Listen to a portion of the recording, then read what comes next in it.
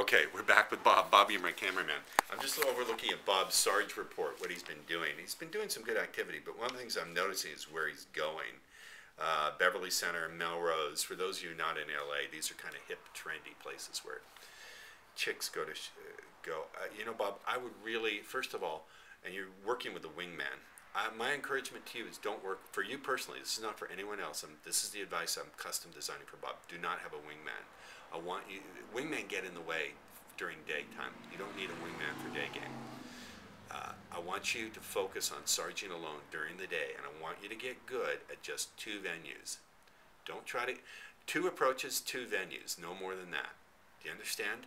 The 2 different venues I want you to keep doing are gourmet markets, upscale markets like Whole Foods and Kroger's. Would you explain, Bob, for those who are not in California, how would you describe Whole Foods? It's like an upscale supermarket. Yeah, with like more choices, more expensive choices. Right. There's a lot of good-looking women. In your case, I would try Whole Foods. Also, Santa Monica Seafood Company on 9th and Wilshire. That's a good choice. And any kind of place that's a actual self-contained market, like a supermarket. Problem with Melrose and those places, it's a strolling place. It's hard to geographically target people and keep them in that location. Do you understand? So I would not go to malls. I would go, unless you're going to stay in the stores within the malls. Do you understand? Right. You know my put-on approach, my shoplifter put-on approach. Yes, I've done that a number of times. And how did they respond to that? Pretty great. I actually blew this one woman away. She forgot what she was shopping for. Yeah, Great. it's really good. Now, another put-on I'll give you, Bob, is look at a girl. I tried this just the other day at Starbucks. I was fooling around. This gorgeous black woman walks in, like stunning. Goes into the bathroom, and my mind told me what to say. She comes out, and I said, I see we've both eaten of the fruit of the gorgeous tree.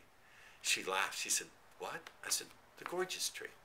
You know when you're a little girl, and you learn about the Easter Bunny and the Tooth Fairy?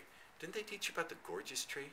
That just before you're born, God lines up all the souls, and the very special ones, he lets us eat of the gorgeous tree. He hands us the fruit. You see? She went, that is the most wonderful compliment I've ever heard. I said, well, you know, I'm halfway talking about myself.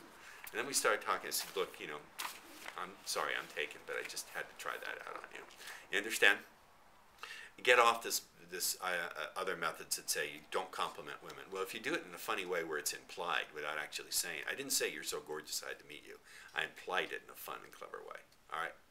So, Bob, I want you to stick to day game without a wing. Your wing, if you want to go out at night, take your wing. But during the day, I don't want you sergeant with a wing. Day game, you can do perfectly fine with that. So, Starbucks is great.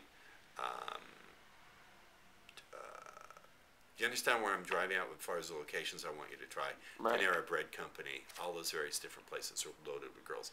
And since you live near Santa Monica College, I hate to be insulting, but if you don't enroll in summer session, you're an idiot.